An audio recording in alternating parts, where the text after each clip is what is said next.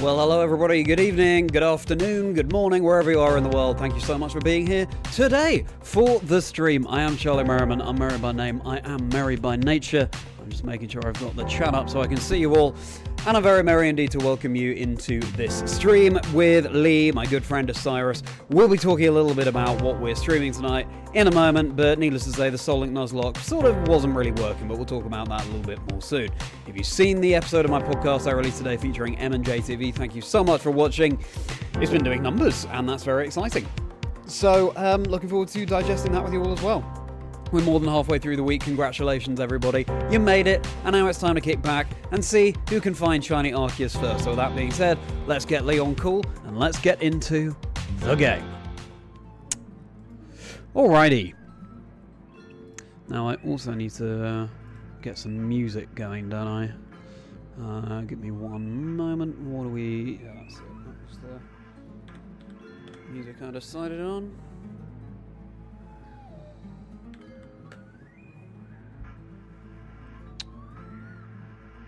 Why is that not coming up in my suggested? Here we go.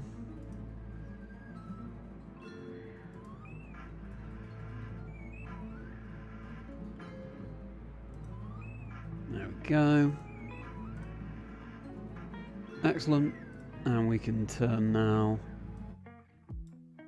this down. Now I can still hear the game audio. Hello, sorry, we are starting in just a moment. Let me just turn down the game audio because I can now hear both that and the music that's currently playing.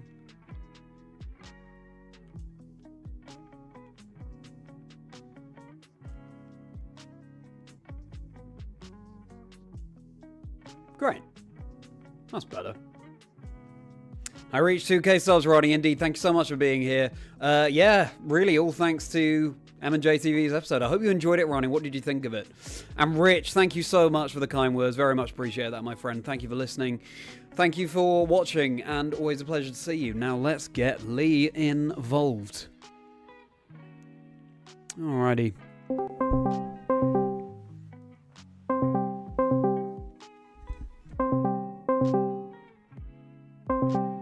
Hear my Discord ringing here. Now, there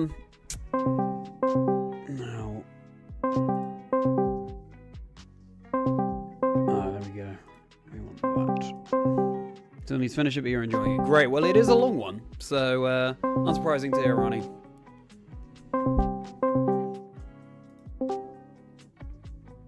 Hello. Hello. Hello. How are we doing this evening? Doing very well, thank you, my friend. I apologise for the slight delay, but we are here and we're good to go. Awesome. It's great to hear your voice, my friend. And you, sir.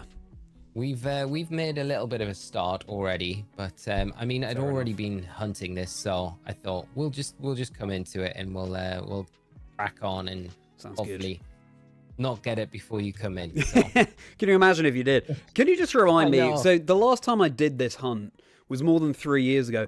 But in the little cut scene where it shows Arceus, you can tell if it's shiny then, right? Mm-hmm.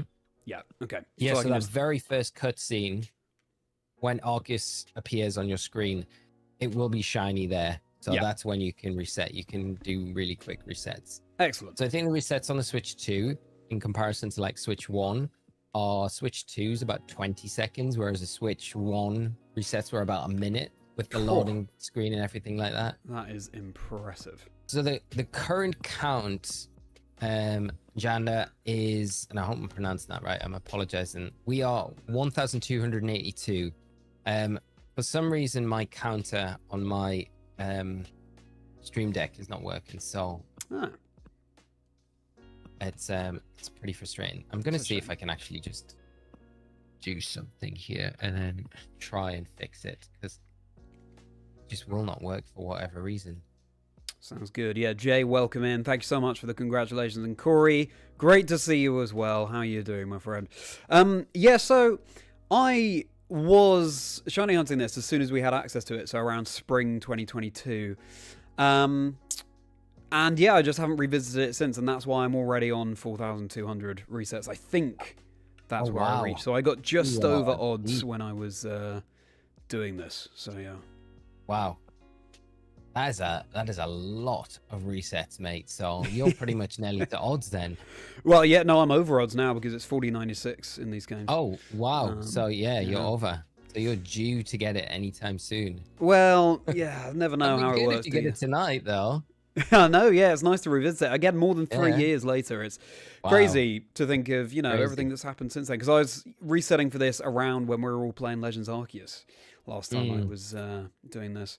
And before I was casting or anything. So it's a very strange full circle moment. Also because I released the 75th episode of the podcast with M&J today, which has been doing numbers, which is great. It's...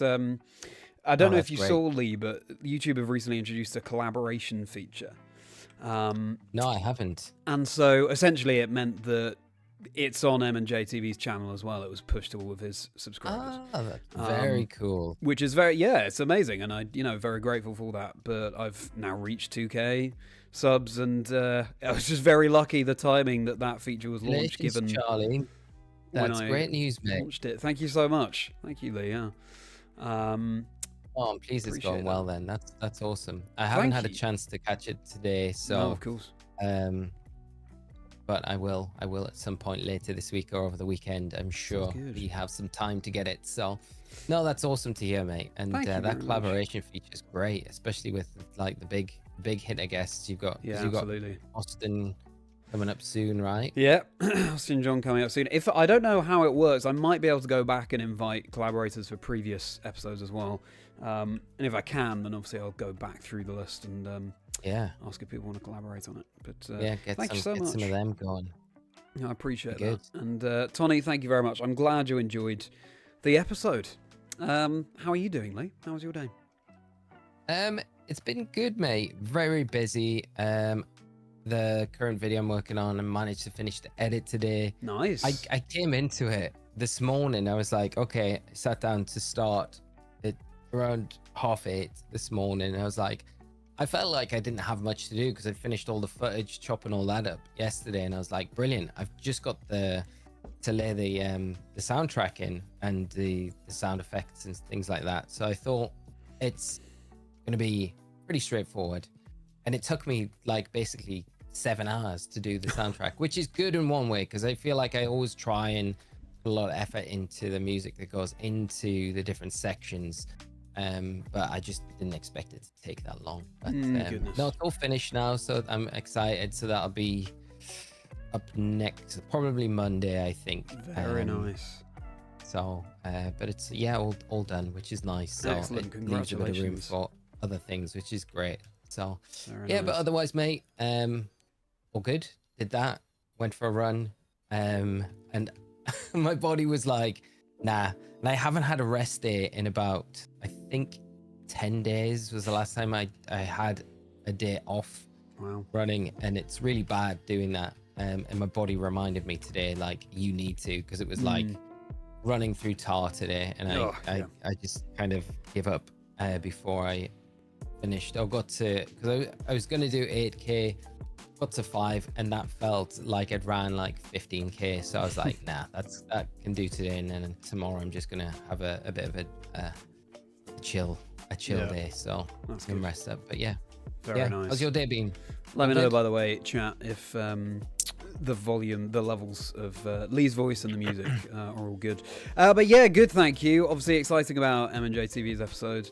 I was doing some editing myself for my EUIC video, which was good. I guess I'm trying to find the best words to describe it, but I filmed the A roll, so to speak, before going to Anaheim. And then I've done sort of the key B roll now, which is the main matches I take a deeper dive into. And so next up, I guess, is the C roll. So background for it's basically more B roll, but just less important B roll than the stuff I've already put in, as well as incorporating the little vlog entries I was doing. So it's good. It's progress. Something I'm interested to see, and I don't know if I'm going to be able to find this out before I export it and before I would have to then potentially go back and edit certain bits, is if some of the music that they were using during the EOIC stream would be an issue on my channel in terms of copyright stuff. I've always wondered that, because it must be. I would just check, but I'd imagine it. Like snippets will be fine, I'm sure, but like full tracks like used might cause like YouTube to be like, okay, copyright strike. The thing is, it's like I assumed that the music Pokemon would use would be royalty free for their own sake as well, but maybe I'm wrong. It might be like that they've got that like produced for their productions. That would be my thinking. Yeah, maybe. Especially like when you look at like the tracks and stuff that they use for Worlds. I know a lot of those have been. So yeah, I would just check that, mate. You don't want to put the video up and then be like, how do I check that? I would get in touch with someone from production. Fair enough. I'll DM you, mate. Yeah, all right. So I think you should. I'll not say a name on stream. I'll message you after this, and I'll point you in the right direction. I definitely know who will be able to give you an answer though. So yeah, or I just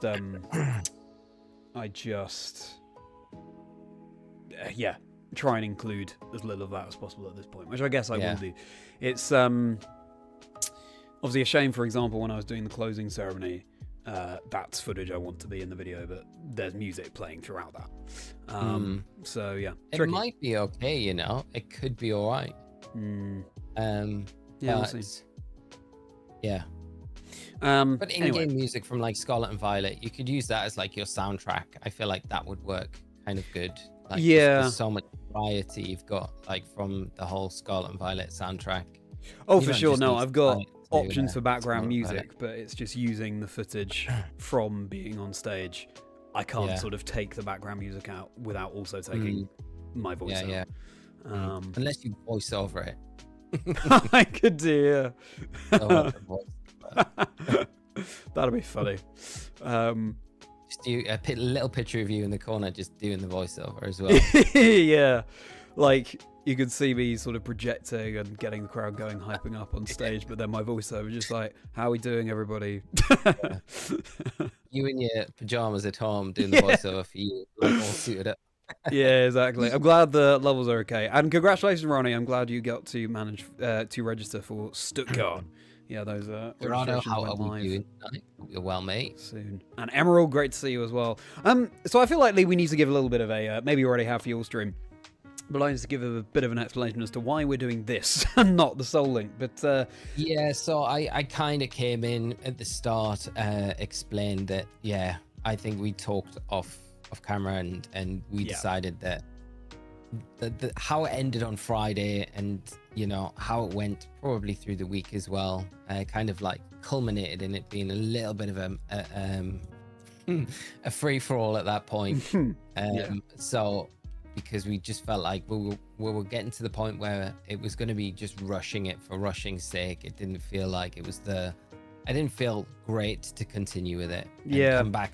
We've both got a bit more time to put into it properly. Yeah, I think the thing is, obviously, Legends ZA is fast approaching. And when that comes out, both Lee and I want to be focused on that. And maybe, you know, do some joint streams in that game. But I think what that meant was that we were trying to just get the Scarlet Violet Soul Link done before that started. And it soon transpired that it was going to be a far harder task than either of us realized. And it got to the point where we were breaking so many rules that we couldn't necessarily advertise it as a Soul Link Nuzlocke when it's not that. It's basically just, we're going to faint any number of times and try again. And we also didn't have time to restart the entire adventure multiple times. So yeah, as Lee says, I think best for all concerned just to approach something like that again when we have the time to put into it. And thinking about it, Lee, we've had 3 years of no new Pokemon games, so that would have been great. But here we are now, a couple of weeks away from Legend ZA. Leave it right until the deadline. Classic timing. Thank you very much, Corey. But yeah, I think it just gets frustrating for all of you as well, of course, watching if we're not streaming what we say we're streaming. So so we decided, as you know, this is I'm now revisiting. Lee's been hunting this for a little bit, so we thought let's just have a chill one and let's see who finds Shiny Arceus first. Yes, on numbers it would feel like you might do it, but hopefully we'll get lucky. Grace, the thing is, Newcastle finally beating a team on their level. Thank you, Grace. I appreciate you coming in. I was shiny hunting this back in like spring 2022 last, and since then I found multiple shinies in different games, and so there's always the question of, well, yeah, the numbers in this game suggest that I'm due a shiny now, but also has that luck instead gone into the other games? It's not like the cartridge remembers how many resets you've done, so it could literally be any time. Yeah, it could be. I like it though. You look at shiny hunting as the same way I do, is like a big set of scales. Like it all balances itself out at some point, right? So yeah, I feel it depends. What was your last shiny hunt that you did? I mean, you've been doing the your Dream Team quest on Crystal, right? Silver, yeah. So I mean, I'm still going for Ledbetter in that, but I found 2 shiny Bellsprouts in that hunt. So the last shiny I would have found would have been a Gen 2 Bellsprout, and that was around half odds. Phase 1 was also around half odds in those games, so that's around 4,000 in those games because the odds are 8192. I don't know, we'll see. And Alex, welcome, thank you so much for being here. Tony, maybe when there's more time, exactly. ZA Soul Link, I mean, let's just see how those games work, because a Soul Link in those games, given how different battles work, is going to be very different from the standard Nuzlocke. Be different. And Grace, thank you so much. You always bring something to this. Always. You know I love the banter. But thank you so much. I appreciate it. And I just want to get back to this. Gerardo, Cyrus in chat question. So when I get my Switch 2 and I want to move my data to the Switch 2, what would I do? Because my Switch has 2 files and I don't want to lose my save data. I want to try and help you over stream chat, but I also don't want to give you advice that is going to give you any issues. Are you in our Discord, Gerardo?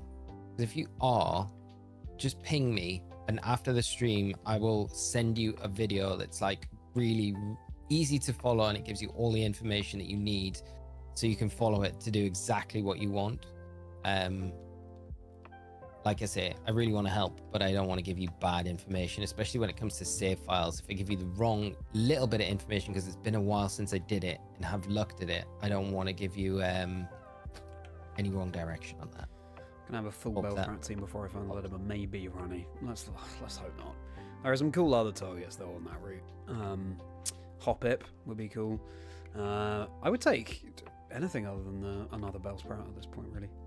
Another Bellsprout. And I mean, it's going to be locked to Gen 2 because it's on a Gen 2 cartridge. I can't transfer it up to ZA for Mega Victory Bell. But I was saying, Charlie, we continue. I was hoping when I floated the idea that we could do the Zygarde hunt, but I know, you've already caught yours in Sword.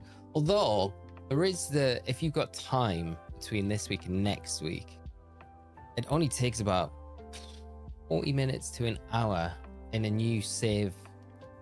So you could create a new profile and start a new playthrough. Yeah. And because you can go straight to the Crown Tundra, you wouldn't have the 1 in 100 odds because I guess you're not completing the Pokedex, but you'd still have that 1 in 400 odds, which is still pretty good, all things considered. So you could do that. Could do that, yeah. 50, yes. My reset counter, my Stream Deck for some reason has stopped working as soon as I came into the stream, and I cannot get it to fix. So this is the number that we came in with. I'm keeping a count on my phone here, so we'll try and update it, but that is the reason. I apologize that we haven't got it on screen, but if you want an update, just give me a shout and I can shout the number out.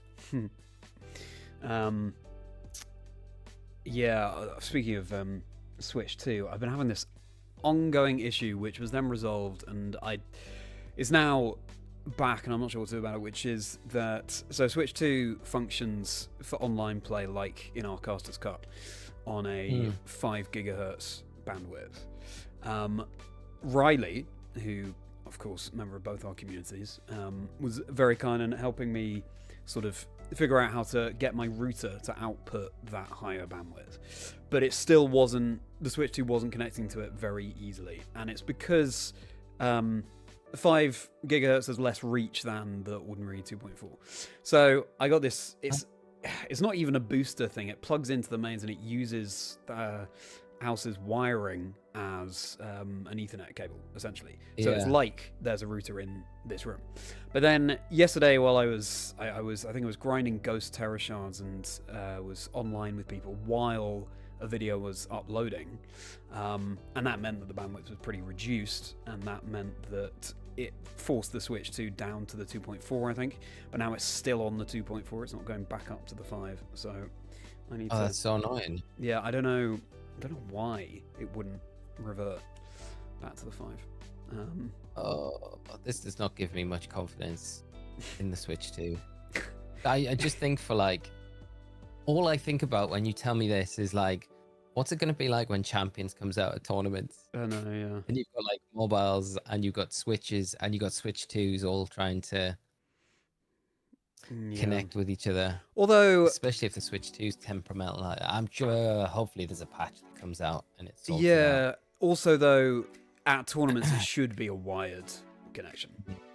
Should be, yeah. So we should be okay. And actually, I do have an Ethernet cable. I can try that again, and it might just be fine.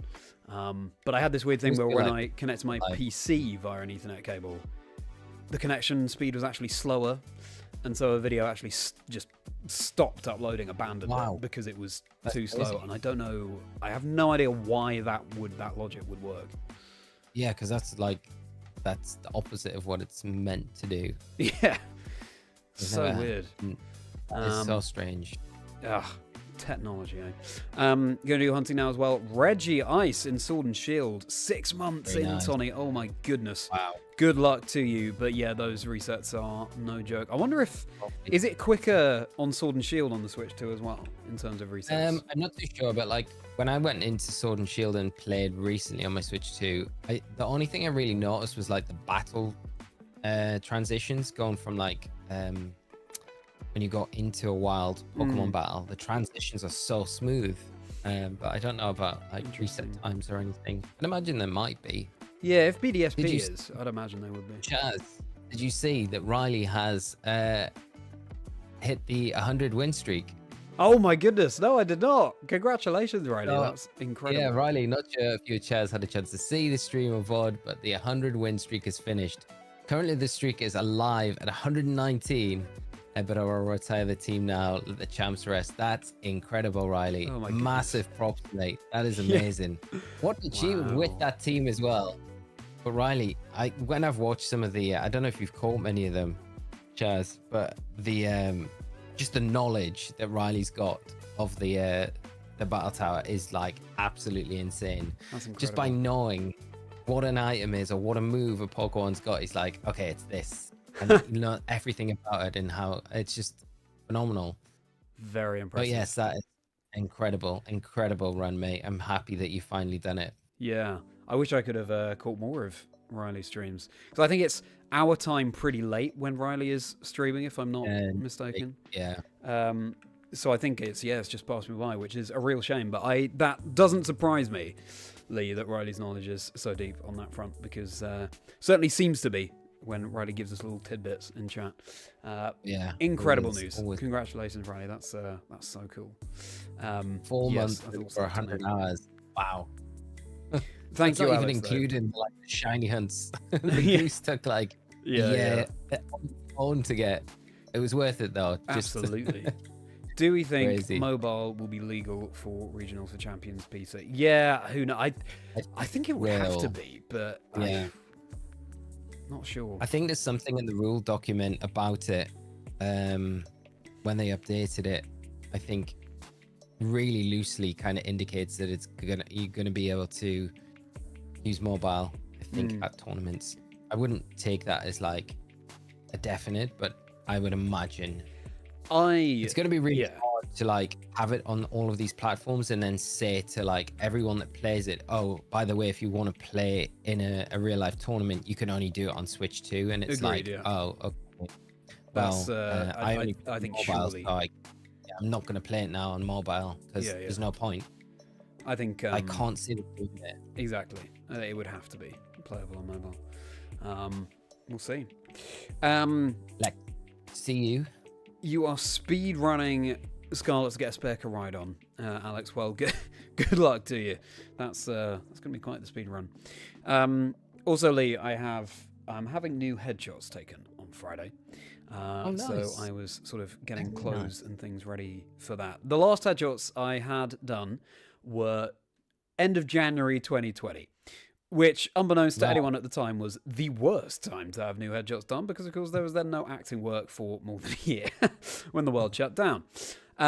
So, high time I got an update on those. Dated ones.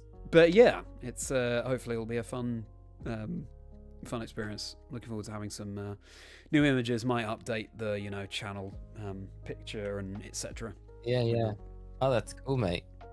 I've never, outside of when we're at events, I've never had anything like that done. I don't suppose I would need to though. So it's but yeah. Are you going to be? It does help with your acting career as well, though. Like all that. I think to see your acting portfolio, like your, what would it be? CV. It is, yeah.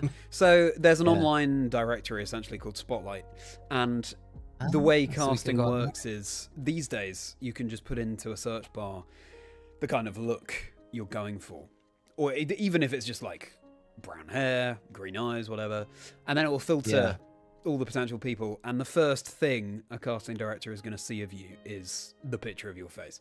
So the headshots need to make a good first impression. And it's like it's this really tricky balancing act with headshots of you want to show a bit of your personality, what sets you apart from people, but also you want to look sort of neutral enough that you could be adaptable to many roles. So you can have like around 3, maybe 5 of your headshots on your profile, but you are going to need a lead shot. You're going to need the main one that people see. So it's an interesting one, and like bringing colors that bring out your eyes. That goes for a specific role. Would you then like get that headshot to kind of lean into that kind of typecast? Person that you want to go for, sure. Right? Yeah, I've had, for example, a few. I've done a few World War One or World War Two auditions thus far, and so having getting some shots with some kind of khaki shirt, something that isn't dressed up in like a military uniform. Yeah. Something that isn't too over the top, as you say, but something that is neutral enough to be like, oh, he's wearing that color. I could see him wearing a military uniform, but also he looks like he could have worn that shirt just to a nice dinner or whatever, and just to keep it flexible. I wonder if there's like some actors out there that are just like, okay, I just want to be like, say, I just want to be James Bond, so they get all of their their in like tux and like slicked back hair and the Bond look, but there's just like they get no other work at all. Like, and I mean, and their agent's like, we need to change these headshots of yours, and it's like, no, I only want this one job. Yeah, exactly. I mean, if you're all eggs in that basket, it's gonna be a tricky one. But by the way, if there's someone who feels like, especially nowadays when they're on the hunt for a new James Bond, if there's someone who feels like maybe they have that look, by all means, get a couple of headshots done where you're wearing a tux or whatever. But apparent word on the street is that the new James Bond actor has been decided. But really? They are, they'll just announce it at the right time. I just read an interview with someone who was in the running, who's now playing John Lennon. They're doing a movie about each of the 4 Beatles. Oh wow! And the guy who's cool. playing John Lennon just said, "Yeah, I know who's the big cast, but obviously it's top industry secret right now." I don't know. Yeah. Oh. Yeah. Well, very exciting. So it'll probably get announced in the new year or before then. Yeah, I don't know. I have no idea. It's certainly been long enough. I know that this time around the studio has just been like, because there was some kind of acquisition done by Amazon. And there's been all sorts of legal and copyright and intellectual property things to iron out. And also, of course, Daniel Craig's shoes are going to be really hard to fill, and just going in a new direction with the franchise. So yeah, tough times. Well, what is your favorite overall Bond film? My favorite Bond film. I would say it's probably not everyone's, but I really like the story in it. License to Kill. It's just because it was one of my favorites. As growing up, I always remember watching it, and I like the revenge kind of story in it because Leiter, who's been in all of those early ones. Sorry for spoilers if no one's seen it. Bond goes on a revenge for Leiter and his wife, who gets attacked by a South American drug lord, and he goes undercover. He gets kicked out of Secret Service. He gets his 007 license revoked. It's just a cool story. I like it. It's one of my favorites. I don't know. And I like Timothy Dalton as well as Bond. I think he's like quite a menacing character, which is quite believable with how I think Bond would probably be in real life. So yeah, you're so right. I think when you think about like the Roger Moore Bond and the more ridiculous, just it's the chances of this guy being able to annihilate multiple people are slim. License to Kill, I'm not sure I've ever seen actually. So really, I have seen Timothy. You love the soundtrack as well, mate. Yeah, because it's like all those I think it was filmed at the beginning of the 90s, but it's got all of those like big 80s power ballads like themes in it. So it's cool. Yeah. No, I'm sure I would like it because I have seen Timothy Dalton's other one. I've seen The Living Daylights. The Living Daylights, exactly. And Ahad did the theme for that one. Who did Take on Me? And it's such a banger. The Living Daylights. It's so good. I think. I haven't seen many of the early Bonds, but my answer to this question is Casino Royale, the Daniel Craig Casino Royale. I think it's a masterpiece. Every time I watch it, I'm just like, I could watch that again immediately. Sorry? Casino Royale. Yeah, it's a great film. It is probably one of Daniel Craig's best, I think. Yeah, for sure. I think it's really, really cool. You've only seen Skyfall, Ronnie. Well, Skyfall is great. Skyfall's good. Yeah. Oh my God, Nose Horse finally got Shiny Gimmighoul, 6,982 checks. Wow. Congratulations. That is awesome. That is amazing. Congrats, mate. Goodness. Would that be in Go? I'm not too sure. No, it can't be in Go, can it? Can it be in Go? No, I think it's in Scarlet and Violet. I think it's in the raids. I think Nose Horse has kept that raid event that we had, we've had it twice now, I think. And they've kept it from the last time and they've been checking. Yeah. So that's. Oh my goodness! Congratulations, that's massive. And Ambipom lover, great to see you. Ambipom, great Pokemon as well. Thanks so much for being here. Now let me catch up on these. Yeah, that sounds good, Alex. And so I won't be able to transfer Headshots the Bellsprout up to ZA because it's on my childhood Generation 2 Pokemon Silver cartridge.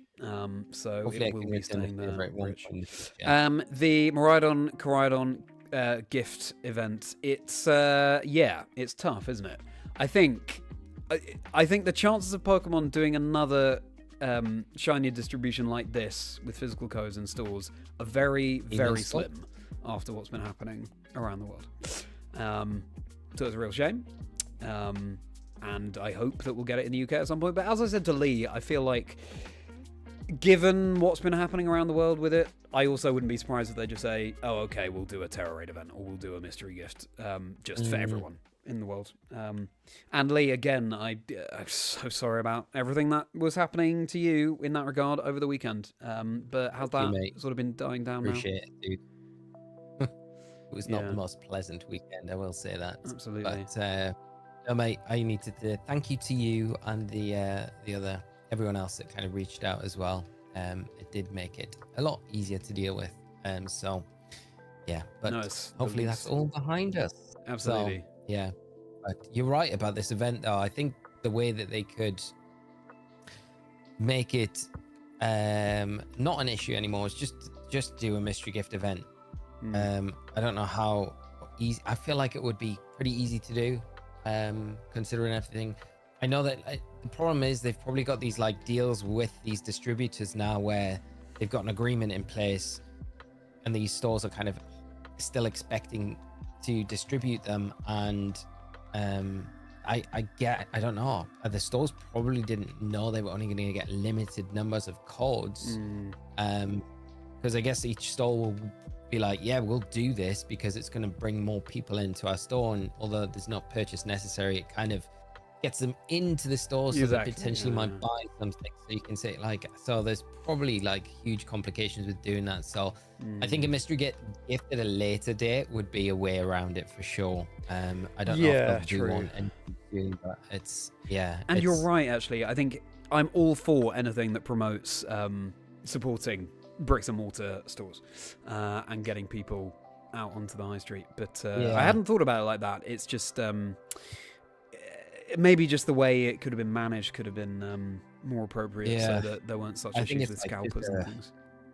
I think it's just like a perfect storm of like the new TCG set dropping. I think them having limited numbers of cards and then giving them out to people that didn't have like their switches with them, because supposedly like a lot of cards got given out to just people that bought product or Pokemon product, and then when people turned up with their switches later at the store, then there was no cards left for them. And then a lot of people are just getting the codes as well and then putting them straight online to sell, which feels really bad. It's like I've seen them selling for like $50 per code. It's like, that is nuts. Like that shouldn't even be like a thing that's happening. But hopefully it all gets resolved. There's a little part of me that still feels like we might get it in the UK. Italy got it announced yesterday that they got the event. So, there's still a little bit of hope. I think that the UK does get it, and other regions around the world get it as well. But I don't know. It might be just one of those events that we have to just put a little bit of a black mark next to. You were given a code from a TCG collector as they had no use for it. Wow, that is lucky, Alex. And wow, Tony, luckiest person on the planet, got the shiny Gimmighoul at the first den back in 2024. What? That is unbelievable, Tony. Wow. And that is a good question, Peter. If you had to live in a Pokemon region, where would you want to live? I will just say Johto because it's my favorite. Obviously there are perks to different ones. Like obviously Alola would be beautiful, but I think Johto. I'd frequently visit Ekritique, soak up the mythology there. What would you say, Lee? I would probably I'd probably live in Sinnoh. Sinnoh, I think. Unova's a really good one. Yeah. Why do you go for Sinnoh? Right now is 1,328 right now. And so, Nuzzle, you're welcome in, Nuzzle, by the way. You're also saying Sinnoh. So why would you say Sinnoh, Lee? To me?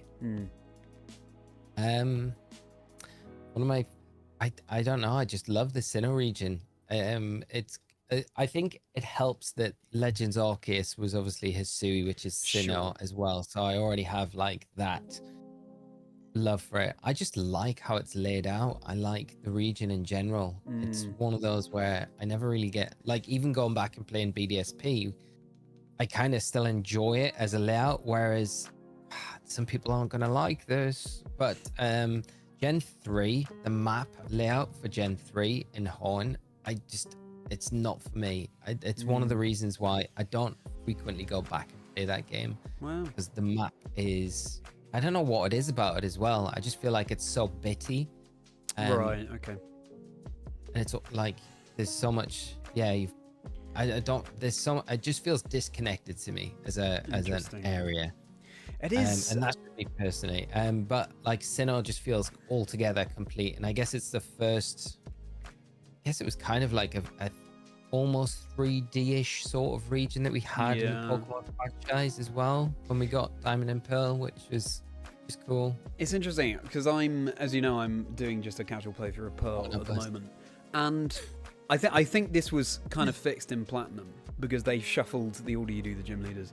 But I was reminded doing this casual playthrough, the early game of Generation 4 is pretty slow.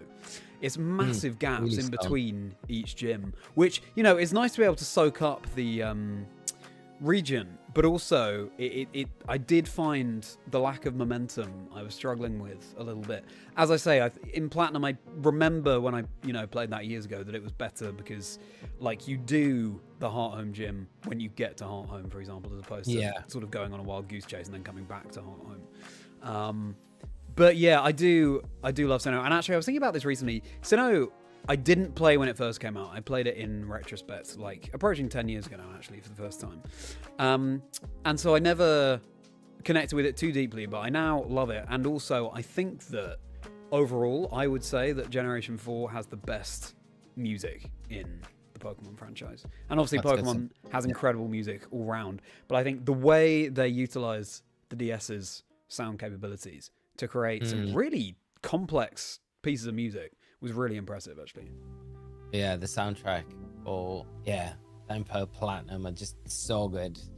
What's your favorite track, if you can remember one, like the top of your head? Because I know that's like not the easiest of questions when someone's like, which one is it? Like, I know you'll know it in your head, but no, funnily enough, I was thinking earlier today, because I knew we were streaming, that I would ask you the same question, so I'm glad that we're talking about this. First of all, Alex, Galar is where you choose to live. Oi, oi, indeed. That's a fair enough answer. Fair enough answer. So no, because then you can get Chimchar starter. Yeah, fair enough. Kitakami, yeah, good answer, Alex. Kitakami would be lovely. I don't know if I want to live there, but I certainly would visit there frequently. We need an expanded Kitakami game, don't we? That's cool. Yeah, I'd love that, Lee. That would be so good. Paldea's your favorite region? Yeah, nice. You prefer the slower paced game? Oh, I totally agree. I prefer the retro games. I will always love playing through those older games. Hot Home City, yeah, it's a good one. San Gem's Town. So, to answer your question, Lee, I guess I would split this into categories. And I think my overall sort of the most iconic piece of Pokemon music for me is from one of the classic root themes from Generation 1, just the is just epic and will sort of get me in the feels every time. Other highlights, though, thinking about Sinnoh, is the Mount Coronet theme when you're climbing it to go to the Spear Pillar and then you come outside in the snowy area this is one that's much harder to just sort of hum along to and sing for you now. But it's sort of, it's got the syncopation going, and it's a little bit, it's menacing, but it's also sort of calming in a way. I don't know if anyone in the chat knows the one that I'm talking about. I'm going to have to go back and remind myself of it, because I can't think at the top of my head. That's so good. Obviously, the Cynthia battle theme is iconic too. It's so tough. That we have so much incredible music in the Pokemon games. Is it Lake Verity theme, or is it just the lake theme? Yeah, that's so good. That's, one of my favorites. Yeah, that's really good. Oh, the Galar Gym battle is obviously for totally different reasons also incredible. That's definitely my favorite gym theme, Peter. That's a good one. You know what I'm talking about, Nuzzle. I'm glad that I'm not just going mad. Same with interesting that we have opposite feelings with the series. That's crazy. Yeah, exactly the same, just two different. Yeah, I'm hoping Gen 10 is. You know, my dream for Gen 10 would be that they tie all regions. Oh, I agree. I agree with that. Yeah. I don't know if we'll get anything like that. But you never know. You never know, do you? Never know. I mean, that would be the ultimate. Would be, yeah, we get every single region in one game, and then I think you've said this before. That ends the chapter on the first, Yeah. like, series of Pokemon, and then we go into a new chapter with Generation 11, and it kind of like starts all over again. But we don't forget about what's come in the past. It's just for sure. a new beginning sort of thing. I think that would be amazing to see, but yeah, I feel like it's a huge ask. It's a huge ask, but for Gen 10 they might just do it. We'll have to see. You play on mute, Tony. That is a sin. No, you have to enjoy the music in these games. Music on, yeah. So the same question for you, Lee. What's your favorite piece of music, or highlights? From Sinnoh or just the overall Just games? the whole series. And Milestone is a good show. Oh, wow. I think my favorite bit of music from all of the Pokemon, it's really hard. It's really hard, but there's always one that I think of. It's from Gen 3 actually, and it's the Faraway Island music. Oh yeah. It's the same as the abandoned ship theme, I think. Yeah, the abandoned ship. Yeah. That track. I'd always be the first one I think of, so it's an easy one for me just to be like, okay, that one. But there's so many great tracks, I like a lot of the Gen 6 music as well, which I'm really looking forward to seeing like the iterations of those in ZA. I think X and Y had some banger tracks, but I don't know how many of those we're going to get to hear in this game, hopefully quite a lot. I would guess quite a lot, because Legends Arceus had quite a few remixes of Sinnoh music. Yeah. Just with tied to one city, so it's like we've never had this scenario before where it's like, are we just going to have like the Lumiose City track? Oh, that's true. Yeah, that's a good point. Actually, that everywhere we go, but I don't think we will, because it would get kind of boring. But yeah, I'm guessing that the little wild areas that are in Lumiose City are gonna be inspired by roots in the game and would use that would make sense, yeah, from those. I don't know. You've seen speculation that Generation 10 is based on Greece, and I would love that. I think Greece would be an excellent shout. Just think of all the mythology they could use to inspire Pokemon in that region. It'd be so cool. Like the legendaries based on like the Greek legends and myths and stuff. Yeah. So cool. So yeah, very There's cool. A lot of potential there. Really good decision, yeah. How excited would Costa be?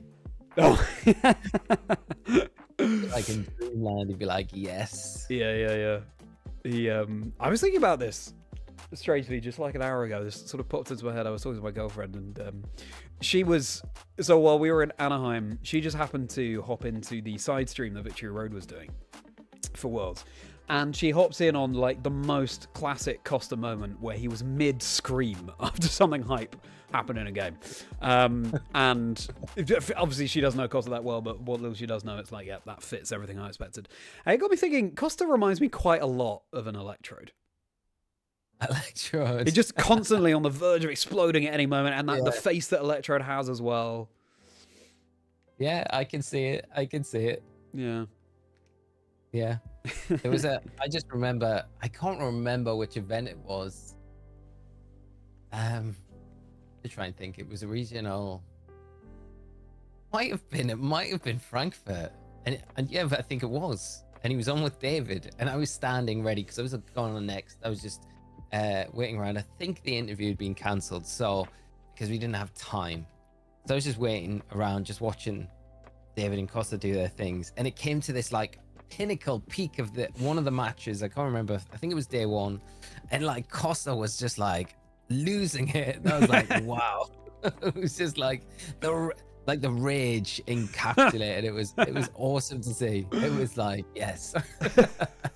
And then decompress afterwards. I was just like, yes, Costa, go on, mate. Classic. And Minotaur Pokemon would be cool. Very Minotaur, cool, yeah. Centaur too. Couldn't Masuda. be half human, but Medusa, pulling something. Nelly said Masuda. A Masuda Pokemon. Again, that includes all regions. Yeah, I know. It'd be very Who would the cool. other casters they'll be? Like, what would Oh, that's a really good question. Nozzle, that's what I wondered this. I wondered if, like in Gen 5, they'll do a soft reset with Gen 10 and it's all new Pokemon before you beat the Elite Four. But I think for Gen 10, they'll go with something a little bit more nostalgic. But I could see for Gen 11, them doing that like they did for Gen 5, a soft reset, just refresh things.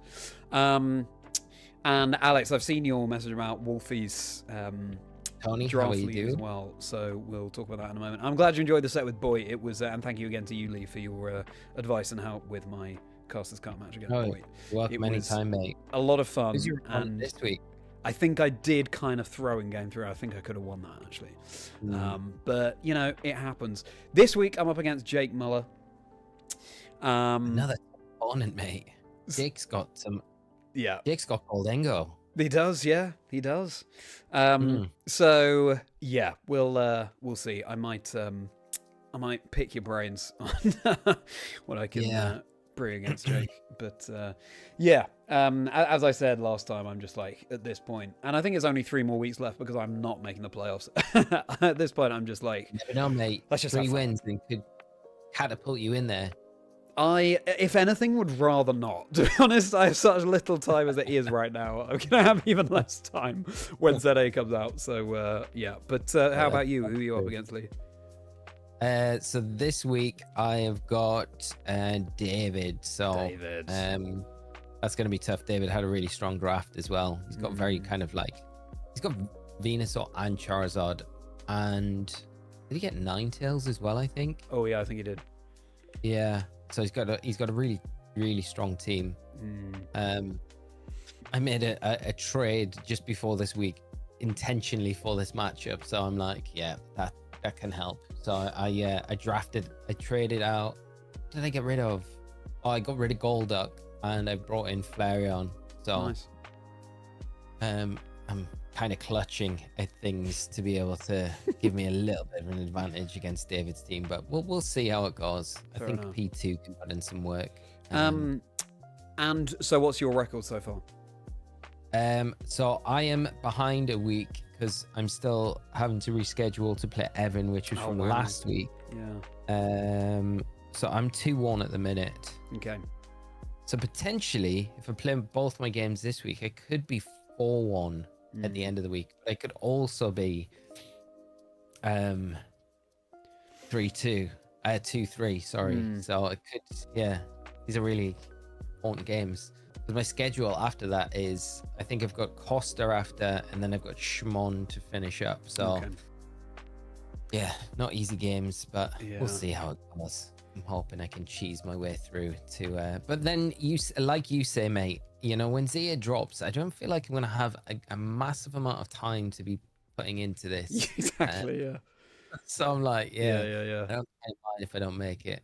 I'm genuinely, for like the final week, I'm genuinely considering just like, I'm going to slap a choice specs on Kingdra. I'm going to slap a choice scarf on Electrode, I don't know, and let's just see what happens. Because it's quite fitting the way the schedule's worked out. My final week, my opponent is Ben Kiriakou, who of course is my good friend and co-caster from Worlds. So that's going to be an epic game. I'm just going to try not to be too... not to be wiped out too badly, but it'll be fun either way. I will. I did go up against Ben in a local.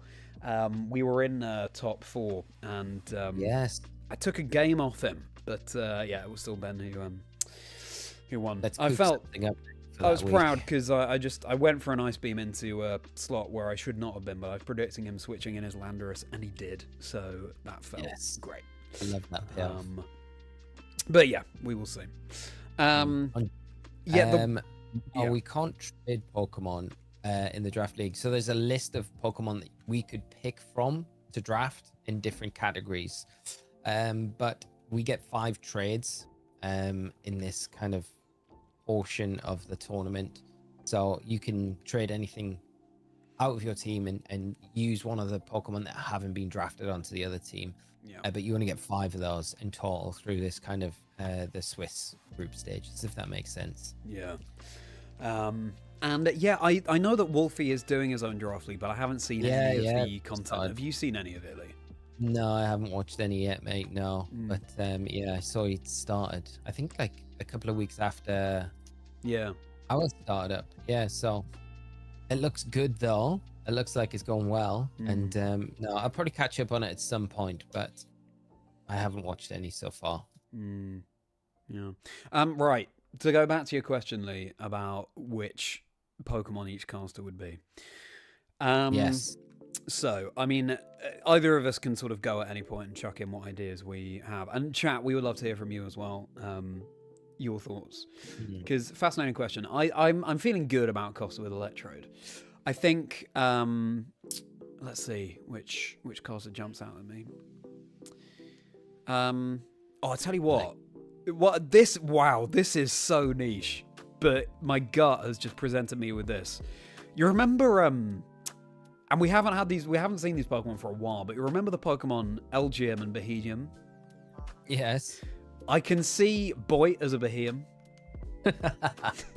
Okay, yeah. Definitely psychic type. He's definitely sort of thinking 10 turns ahead. And I don't know, he's got that. He's giving me that vibe. What do you think about that, Lee? Yeah, I can see it for sure. Yeah. Yeah. Elgyem and Beheeyem must be two of the most random Pokemon, I think. Yeah, they're very random.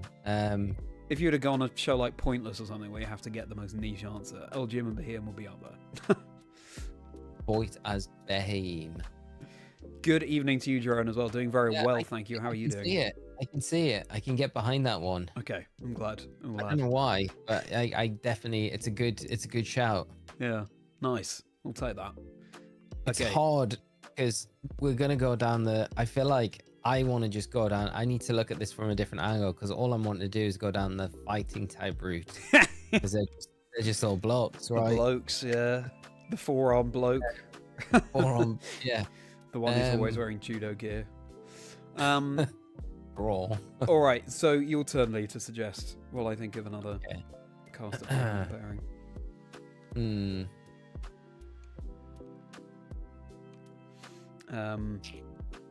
It's really difficult. I'm trying to think of one for David right now. 'Cause I feel like David would be one that we could kind of fit in. I don't know why, but I keep thinking of Meloetta for David. But Meloetta, well, partly the hair, I'm sure. Yeah, the hair. Yeah. Meloetta for David. I can see it. Any other Pokemon that's got long hair? I mean, there's a Lolin Dugtrio, but it's not the same vibe, I don't think. Alolan Dugtrio does have David's hair. It's a good shout. Yeah. It's just he doesn't have 3 heads. But I love that idea. Alolan Dugtrio for David. I guess a way in for the ones that we're struggling with is what type we think the caster would be. And for David... Yeah. It's very athletic, so I feel like it would be a speedy Pokemon, a Sneasler or something, you know? Oh, yeah, that's a shout. Yeah. Sneasler or a yeah, I quite like that. I can see Dark and Ice for him as well, actually. Yeah. I think he's definitely got a cheeky, jokey vibe to him. I think that's the Dark. But he's also pretty chill, so that could be the Ice. I like that. It's just whether it's Sneasel, Hisuian Sneasel, Weavile, or Sneasler. Yeah. Of course, that would be Poison and Fighting as well, wouldn't it? If it was the Sneasler. I quite like either Sneasel, the original Sneasel, or Weavile for David. I think of the two... Yeah, maybe Sneasel. Yeah. Sneasel, I think. Yeah. Yeah. I think that's a good shout. David gives you Delphox vibes. Ooh, Peter, that's a good shout. That's a great shout. Yeah. He's got the ear hair for it as well. I'm joking. He doesn't. Way better, I think. Yeah. Delphox. Okay. I can see. I still prefer Sneasel myself, I think. I see him more as Dark and Ice than Fire and Psychic. But I do think that's an excellent suggestion, Peter. Very nice. I see the similarities. Yeah. David and a Delphox. Marcus, I think, has got to be a. I think there's got to be a part Steel type to Marcus. Yeah. Yeah, I think he's very he's sort of. I think he's quite reserved, but if he has something important to say, obviously he will say it. That's true. That's very true. Yeah. It's picking the Steel type though. Yeah. It's not many that he's almost he's. Goldingo. At this point, the similarities with the cheese string man, it's kind of more of an insult to relate that to anyone. But no, it's the only one that's like more humanoid looking I can think of, at least. Yeah. It's Lucario. Yes, Lucario is quite a good that shout. could work. I could see I could see something from the Bishop line as well. Scott Lee, you look like an Alolan Raichu. Alolan Raichu. I could see Marcus as a Bishop, you know. Oh, Bishop, yeah. Yeah. Yeah. That's quite a cool one. Yeah. Yeah, I could see that. Yeah, okay. I think the dark element of that is his I guess his intellect, right? He's he's been playing for so long. I guess like the psychic type that he has almost become a dark type because he's just like thinking so many turns ahead. Yeah. Riley, Blipbug, really? That's the Pokemon Wolf said he would be when I interviewed him for the podcast. Really? Yeah. He was like, I think he was just like, what Pokemon's funny? Blipbug is funny. I'm going to be Blipbug. I will be Blipbug. Good night, Nuzzle. Have a merry rest of your day. Thank you so much for being here. And if you haven't checked out today's episode of the podcast with M&J TV, do. It's linked below. And all likes and subscribes appreciated. Appreciate you all hanging out. Hope you're having a chill and merry evening with Lee and I. Okay, this is pretty good. So far, we've got Costa Electrode. We've got Boit Behem. We've got Sneasel or Delphox for David. We've got Bishop for Marcus. I think we probably need to sort of Pokemonify each other, Lee. I think we need to come up with the Pokemon for each other. You, Charlie. Okay. Magnezone for Marcus because of Analytic. That's fun, Peter. Well, that's Magnezone. Good shout. That's cool. There isn't is there an acting Pokemon? I mean, there's Mr. Mime, but if you make me Mr. Mime, I might cry. Yeah, well, I did, that was what came to my mind first, but I wasn't actually going to say that. I was actually going to say Mr. Rhyme. Mr. Rhyme, yeah. Sort Mr. of Charlie Rhyme. Chaplin vibes. Oh, there we go, Riley. In with it. Chaz is Mr. Rhyme. Mr. Rhyme. I could, yeah. I'll take it. I like Ice and Psychic. Yeah, I don't know. I think you have a few options for sort of merry Pokemon, like a Azumarill or Apom for something cheeky, or Chansey's very, very jolly. Who is, sorry? Chansey. Chansey, that's true. Blissey as well. Yeah.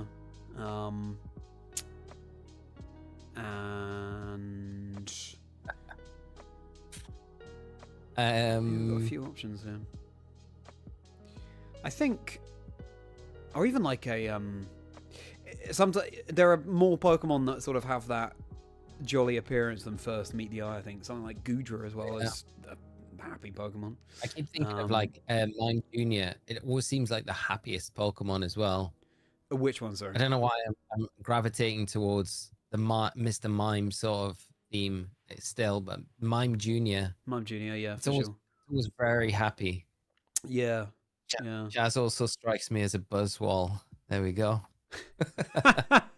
I'll take that. I'm not a fan of Buzzwole's design, but and I reckon Buzzwole might beat me in an arm wrestle, but I'll take it. Buzzwole. Thank you very much, Buzzwole. There we go. Wow. Swole. Blacephalon could work though as the entertainer. A little bit too explosive, probably. Yeah. Tony says he sees Lee as Meowscarada and me as Fuecoco. I love that. Oh, I'll take that. That's great. That's a lot of fun. As well. That's a lot of fun. Altaria, Jay. That's very interesting. Yeah, I like it. Chocolate Factory's good. Thank you, Emerald. Yeah. How are you doing, Emerald? How's your day going? Let me think about you, Lee. I'll sort of mull on those. Yes, they will be, my friend. They're just a little bit delayed. Hopefully I can get caught up with those and get them out. But I've got all the footage so far, so they will come out in dribs and drabs at some point, I promise. Sorry, Charlie. No, that's fine. I'm just thinking what type I think. I need to think of like really merry Pokemon, jolly Pokemon. But I think again, also maybe we think about types first. I think what type do I strike you as, Lee? I'm gonna think about the same for you. What type would you be?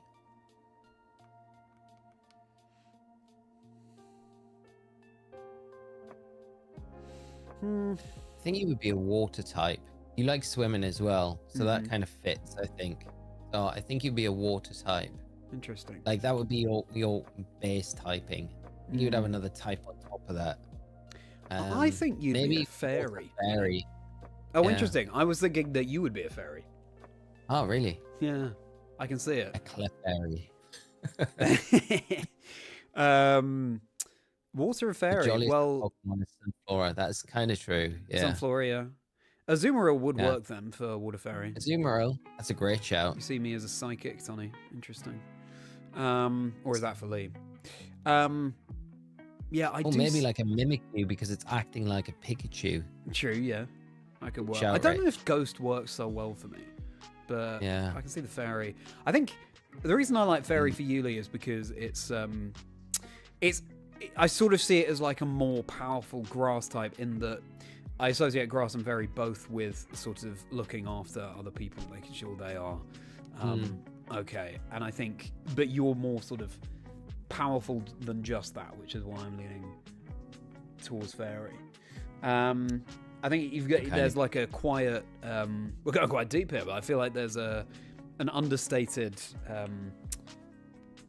confidence and power that you have.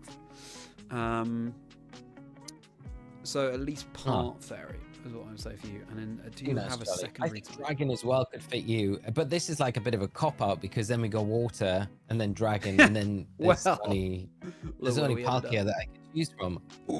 I mean Kingdra, obviously. I don't see myself as a dragon, Palkia. Dragon could fit. Dragon could fit. Okay, yeah, I'll take that as well. I think for you, fairy and I'm cycling through the types in my head.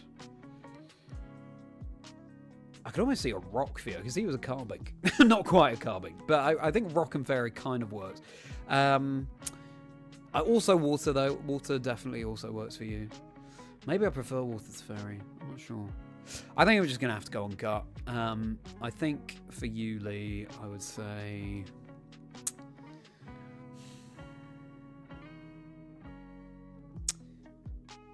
Chansey kind of also works for you.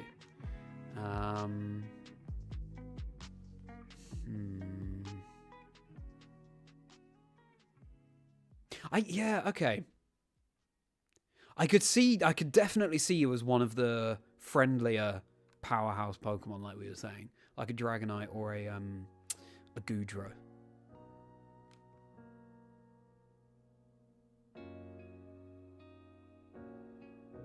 Lee?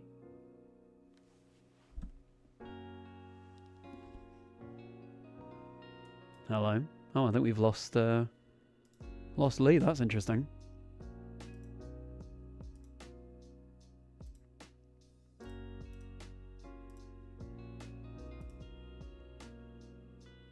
Lee? That's strange. I will try calling Lee back. Hello. It looks like them.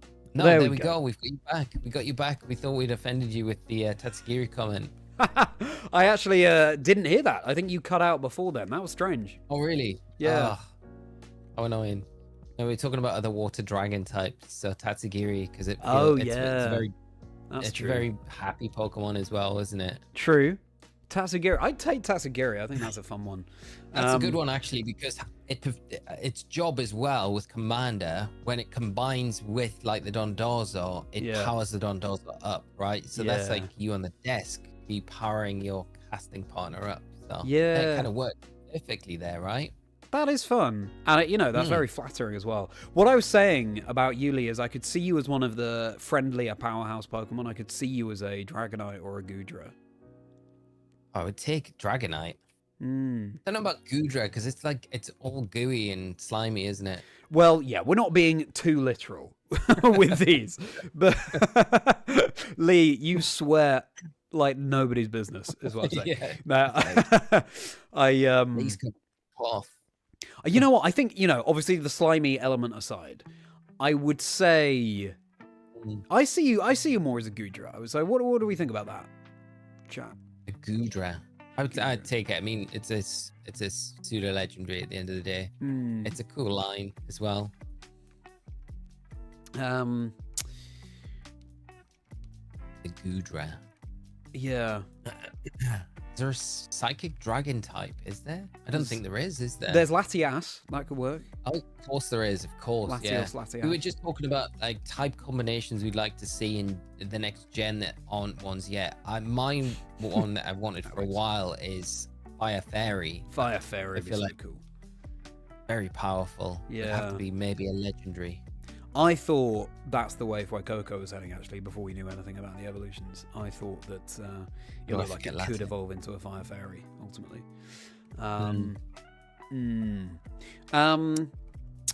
So what are we gonna settle on for me here? So you're suggesting Tatsugiri. Tatsugiri.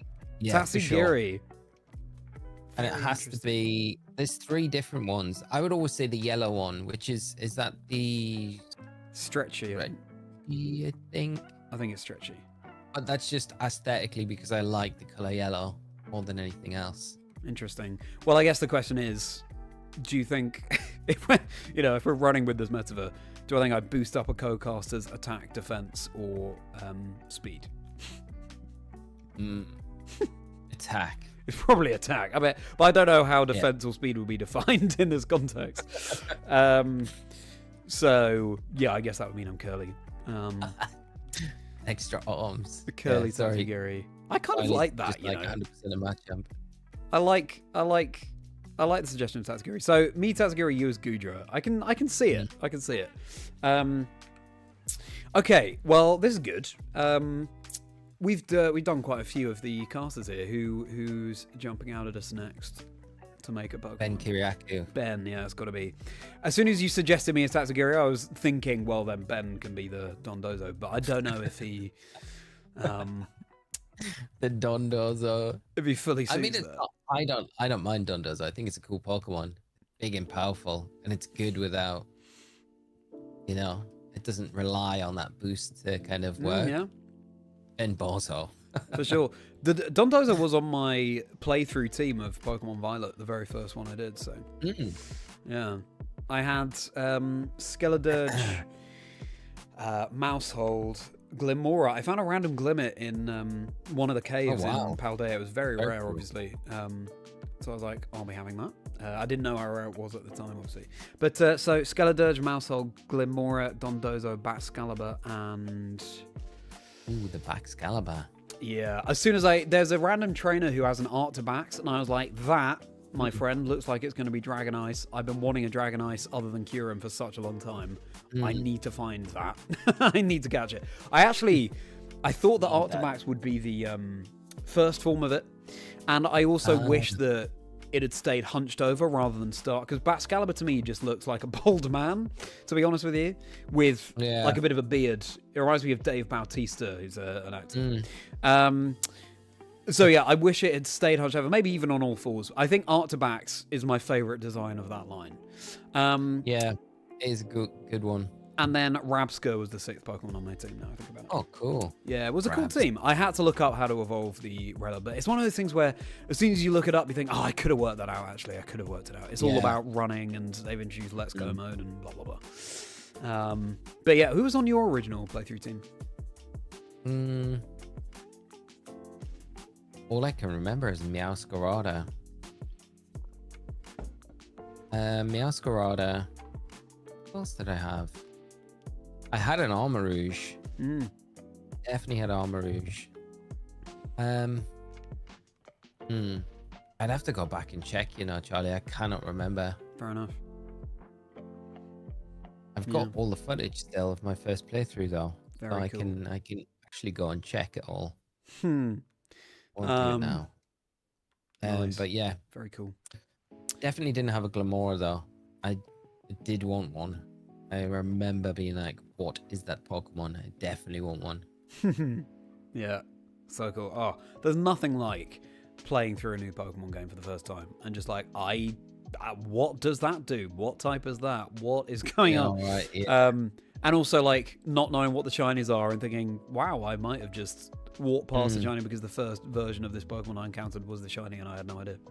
It was like when I was doing the ruin legendaries, collecting the stakes. Yeah. And it was before there was like any guides to show where the stakes were. So I was just wandering aimlessly around the areas.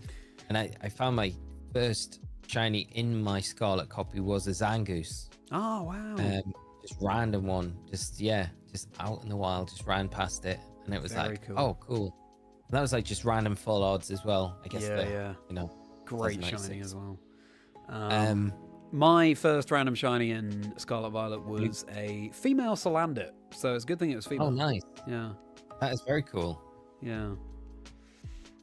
I would have kept it on the team, but I'm a big proponent of only new Pokemon for the first playthrough. No, that's a good way to do it. Yeah. The team, yeah. And having said that, when I came back to my Shining Pearl file for this stream, I ordinarily would have only had Generation 4 Pokemon, but my team was... So Empoleon, Bastiodon, Mismagius, so that is Gen 4. Then I also had Altaria, Pinsir, and then before the first gym, I ran into a random Shiny Machop. So wow, that had to be on my team, so Shiny Machamp as well. That's very cool. It was. I was like, I can't believe this is happening. It was, the only Pokemon on my team at that point was my Piplup. So to add Shiny Machop, it was insane. Yeah. That's crazy. I've got a new appreciation for like how nice shiny Machop looks. It's got such a nice green and those blue bits that run through it. It looks great. True. I think it's the best shiny of the line, in my opinion. Yeah, but, I think you're probably right. I had a Gyarados on your playthrough. Nice. Wow, that's pretty cool. Pop Bomb the Elite Powerful. Four, exactly, Tony. Lower their defenses with jokes. I guess so, Alex, but that's not something Tatsugiri can do, I guess. Here's a question, Charlie. Oh, yeah. What team are you going to have in ZA, Mr. Linear? What team? Have you decided? Or are you I will just leave it up to, whatever strikes me at the time. And you never know if there will be any random shinies. But if I were to, like, theory craft it now, and I have given this some thought, it would be whatever form of Feraligatr it is, if it's Closian or whatever. Pyroar, Spritzy, Dragalge. Those four I'm set on. And then did I have other two? I think maybe some others will come back to me, but those four I know I love. So yeah, so Feraligatr, Pyroar, Spritzy, Dragalge. Yeah, how about you? Very cool choices. I think now,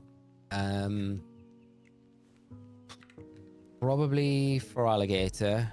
I feel like I'm kind of swaying towards maybe going for Tepig as well. There's a part of me that's just, I don't know why. I've been Team Totodile the whole way, and I probably will. But there's a part of me that's like, I don't know. There's just something, if they do get a regional form or a mega or whatever, I just want to see what Embols is going to be, and I feel like it'll be really good. So that part of me, I can't really decide between the two. It'll be one of those two, I think. Then I definitely need a Dragonite on my team. I'm a big fan of Mega Dragonite, so I really want to play around with that, see what that's like. I need a Gengar. I need a Gengar from somewhere. So if I can get a Gengar, that would be very cool, because Mega Gengars. So one of my favorite Megas. Then I think Victory Bell will be fun to get and just play around with that new Mega. And then all the Pokemon that are coming back that I feel, I don't know. They're the only ones at the minute I'm like definitely sure on. Aegislash, probably I would like an Aegislash as well. But then if I've got Gengar, do I want Aegislash? I'd probably go with Aegislash just because we haven't used one in such a long time. So Yeah, Yeah. like I was just saying, I'm very much leaning into I'm only going to use Generation 6 Pokemon, but you're so right. I think, and that's the thing, when I was playing through X and Y, I'm like, well, yeah, I just want to use Gen 6 Pokemon. We do have these Megas, but I also don't want to have just a random Absol, for example, on my team. Yeah. But yeah, it's going to be an interesting one. I think I would put money on us getting a Mega Goodra in ZA. Mega Goodra. I just think, they've done Mega Dragonite. I guess we don't have a Mega Hydreigon yet, but given that Kalos is its native, I could see Mega Goodra happening. And I do love Goodra. I think that probably is going to be on my team as well, actually. Goomy. Love a Goomy. That would be a really cool one if we got that. I think Mega Goodra would be incredible. It'd be cool to see what the design's going to look like. I was just thinking it could be gross, couldn't it? It could be just like this slime ball. But yeah, it could be interesting. Patrat is a starter. Theo just hello, and it's about 20 seconds per reset on the Switch 2, where it was about a minute on the original Switch. That's so much quicker. Doing BDSP with Licky Drone, that's great. Yeah, I do like playing through with unconventional Pokemon. Catch multiple stars, that's true, yeah, but I don't think we'd have them on the same team. Also, there's this question of whether we're presented with just getting a Fennekin, Chespin, or Froakie. Which one would you choose? Fennekin, definitely. Fox is my favorite animal. Also, Mega Delphox is amazing. Mega Delphox looks great. But Fennekin has always been my favorite of the Gen 6. How about you? I think I would go Fennekin because I just love that Mega design so much. It would be between that and probably Greninja, I think, for me. The Feddies. I like the big water shuriken. Very cool. Rich is here just saying, thought I'd go through your old videos to see if I could find your original Scarlet team. What was Who Wants to Be a Pokemon Heir? Wow, good. We did a one-off. I think it was when we hit a milestone on the channel. I did a big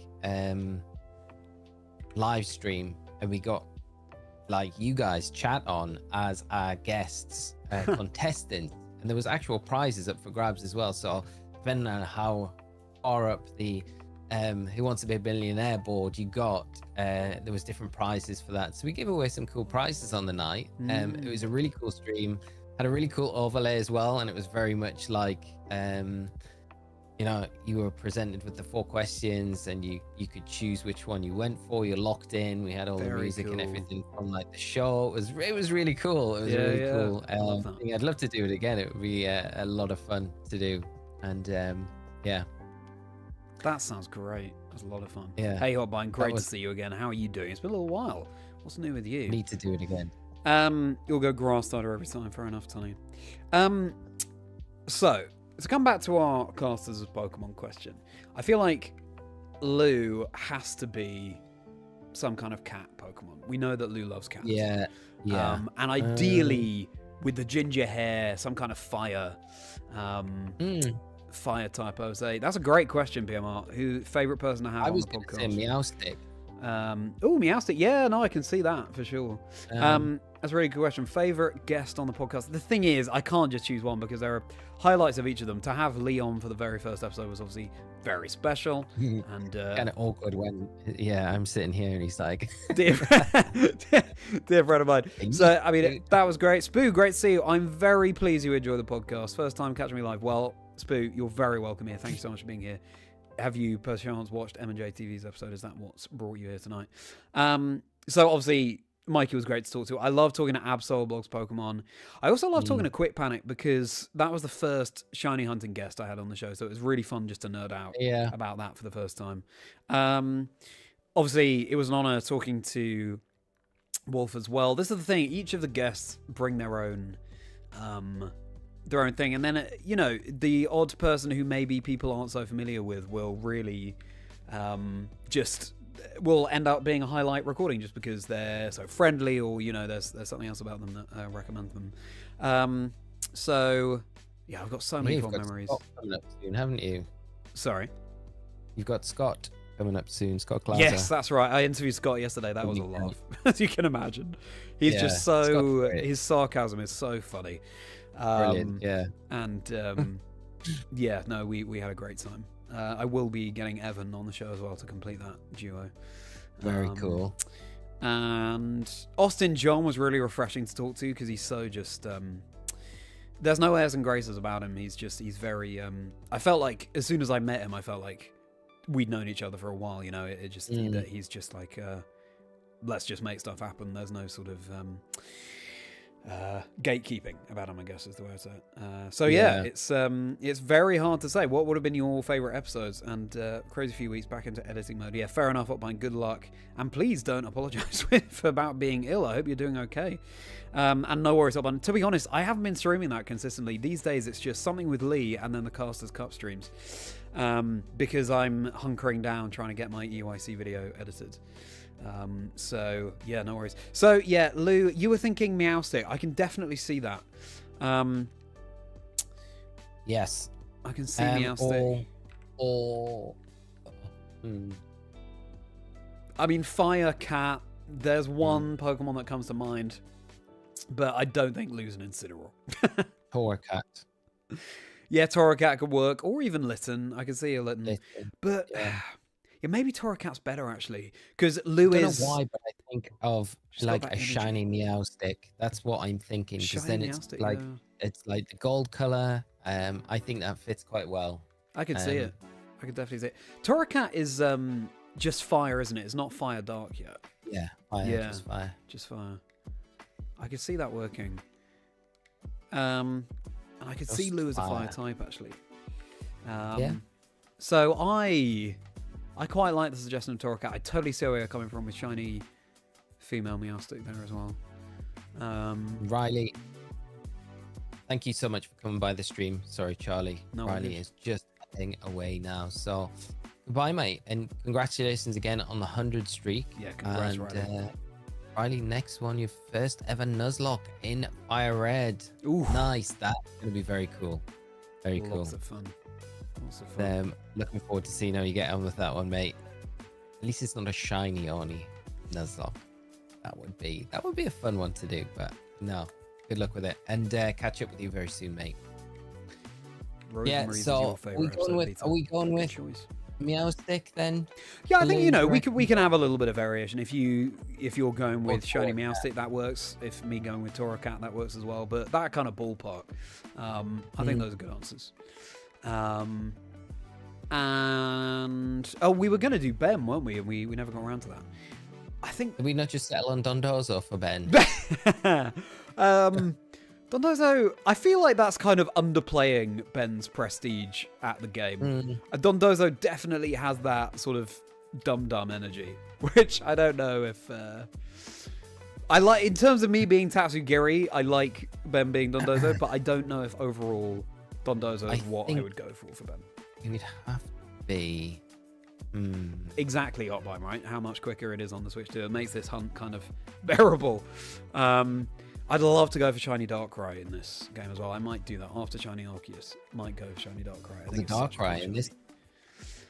Have you got the members card in the? Yeah, I've got the members card. I just haven't accessed it yet because I knew I wanted to Shiny Hunt it. So yeah, I just went ahead and caught Shaman because I wasn't too fussed about Shiny Hunting that one. I've got the Shaman on this to get, and I've never hunted it, so I'm like, at some point I will get around to doing it. Yeah, but it's a runaway one, isn't it? So you can encounter run forwards. So it was essentially a little bit quicker, I think, on the Switch 1 to do that hunt in like the soft resetting, but I don't know if it's much quicker now. I'm not sure. Props to anyone who's going for, roaming shiny Cresselia or the what's the lake spirit that roams? Is it Mesprit? It is. Mesprit, yeah. Props to whoever does that. I think that's. Thank you, Ned. Appreciate it. To get a shiny Roamer, I think would be so cool. It's something to aspire to. It's not something I'm in a hurry to do right now, but yeah. I'd love to do them in Gen 2. I'd love to go into any of those Gen 2 games and do the Romas. James, we've got. I don't think he's on in chat tonight, but James did the Raikou recently. And got that one, and then was going after the other. So good. 3. So that, I think always like in my mind the most iconic roamers, but there's some really great roamer hunts that you can do, Yeah, for especially in sure. these games as well. Yeah. I'll never forget when I first ran into, as a child on my copy of Pokemon Silver, running into Entei. Because as soon as I did, I remembered, there was that cutscene where those things ran out of the tower in Ekritique. Yeah. But still, because I was on, like, I don't know, like the third route in the game. I think it was the one south of Violet City. And, you're surrounded by these level 3 Rattata and Mareep and whatever. And then this massive level 40 thing emerges from the ground. I was taken aback. I sort of jumped out of my skin for a moment because it's like, what? Where has this come from? And obviously it immediately runs away. It's such a cool concept. Yeah. It'd be nice if they it would be cool if we had something like that in Scarlet and Violet, wouldn't it? Just like you could just be randomly running through any grassy area and then this just pops down. I think it's so funny the way they've done the legendaries with Snacksworth with Scarlet and Violet, because now I haven't actually gone ahead and caught any of the legendaries just in case I want to get certain stats on any of them or whatever, and it's not like I need to. But you'll just be roaming around Paldea and it's like, there's Zekrom chilling out on top of a waterfall or whatever. You're right, mate. It's really interesting. 10th try for Shiny Arceus at the end of Shiny Manaphy. Good luck for you, Hotpine. Shiny Enamorous and Legends Arceus. Yeah, true. Thank you, Peter. Sorry, what did you say there, Lee? It's so sad that they weren't Shiny Huntable. Yeah.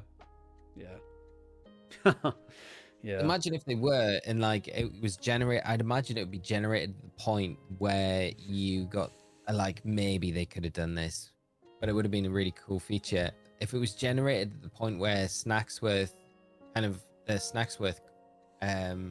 legendary was unlocked. You give the correct thing to Snacksworth, and then that legendary was unlocked, and then it was just stuck there until you caught it, like they are now. But there was always a chance that one could be shiny, and you could just leave the shiny just kind of sitting in Paldea, so anytime you went past it was just there. That'd be very cool. That would be cool. At least you got a banging video out of the fact that they were shiny lots, though. Yes, that's true. There was that kind of to come out of it, and those hunts were really fun as well. I think the majority of them were going back into Ultra Sun and Ultra Moon, but I was just thinking, ones, I need to catch up on your Mega video. I think I might have started it, but then post Anaheim, it's just slips under the radar. I need to go back to that. I'm looking forward to that. I need to add to it now as well, because there's all the new Megas that have been announced since that. Oh, true, yeah. They got it out just before the Dragonite, just before it got announced. Wow. That's very cool. It was a day before the Dragonite got revealed or something like that. Which is my aim the whole time was I feel like I'm on this timer to get it out before anything gets released. You're right, yeah. I knew, I think it was a direct or something that week. Yes, I think so. We could get something released there, so it was I think just in time, or maybe just after. I can't remember, one of the two. But in my head, it's just before. But Hotpine, that's so funny. I remember hatching an egg in Violet as Entei watched over you. That's hilarious. Shiny hunting method of the Ultra Gates. Yeah, it's cool. I think the Dynamax adventures are cool as well. Lee, I'm thinking about Ben as a Pokemon, and for some reason Spinder is really jumping out to me. I can see Ben as at least part normal type, and I think Spinder, it just kind of works somehow. I was gonna go my initial thought was Hydreigon, but I was like, nah, I don't think it kind of because just how powerful it is, right? It's strong. It's always good in most generations it's in. But I don't think the design fits very well there. Yeah, I'm not sure I see Ben as a Dark Dragon. I don't know. There's something about it. He sometimes has a sort of Spinder energy, but I'm also thinking what type Ben would be. And like you, he's someone who's very loyal and wants to make sure that everyone's okay. Which makes me think of grass for Ben. I mean, grass normal would be Arboliva or Arboliva. Arboliva. I don't know. I don't think I see him as an Arboliva. It's tricky. Dramper. That works.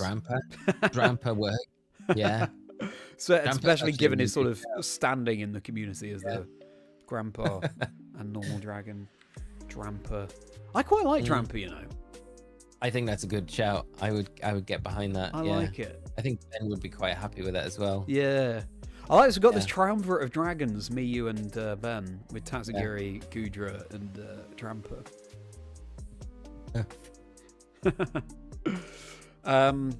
This is good. Who else I mean, do we need to do?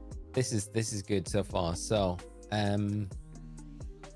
we're just gonna do the European team. yeah, for now. And I was going to say as well, in terms of Mega Dragonite being announced after your video, I mean, that can be the follow-up video, right? Once ZA is out. Yeah, that's true. And we yeah, know the new Megas, you can then follow up to it. go back and do those. How many more do we get? Are they all huntable? Hopefully they are. So we've done quite a few. Yeah, just the EU casters for now. We've done quite a few. So we've got Marcus by Sharp. We've got Boy Behem. We've got Costa Electrode. Lou as Torocat or Shiny Meowstic. We've got David as Sneasel or Delphox. Me Tatsugiri, Lee Gudra / Dragonite, Ben Dramper. And that I think just leaves Zoe Lou. Yeah, Zoe Lou. I think that's it. Good going for both of us.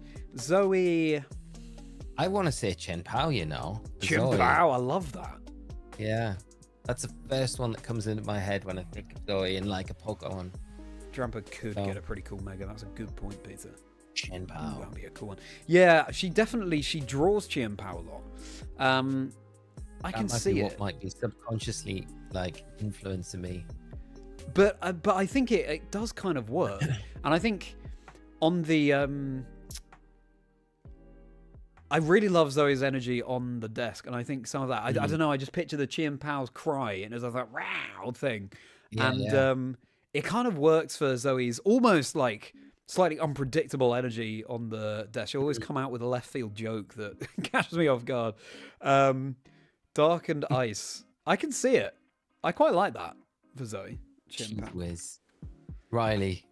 Lee as a Pokemon would be Cheese Whiz. If we had the Cheese Whiz conversation, Charlie, I'm sorry to segue this. I feel like all I know about it is that it was the nickname of one of your Pokemon of something that you streamed. That's all I know.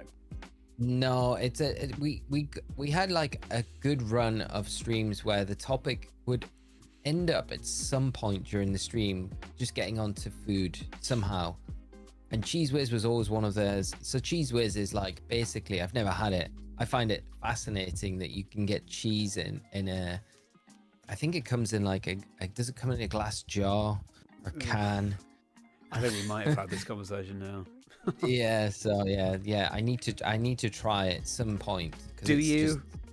I feel like it's not cheese, but it is cheese. But yeah, I need to try it. But yeah, so yeah. How are we feeling anyway? Getting back to the and key lime pie. Yes, I've never had key lime pie.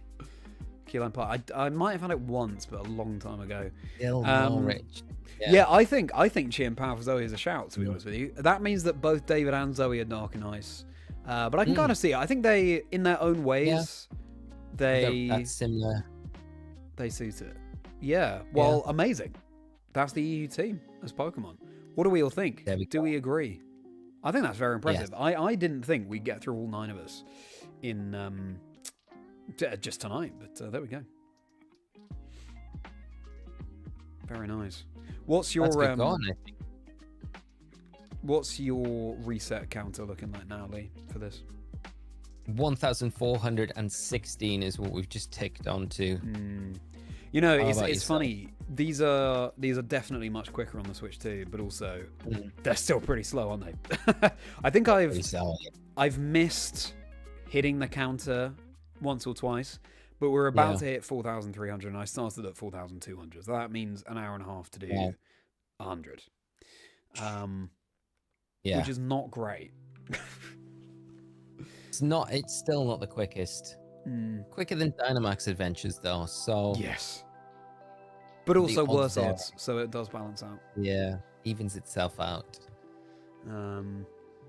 David, key lime pie Pop Tart with Cheese Whiz frosting.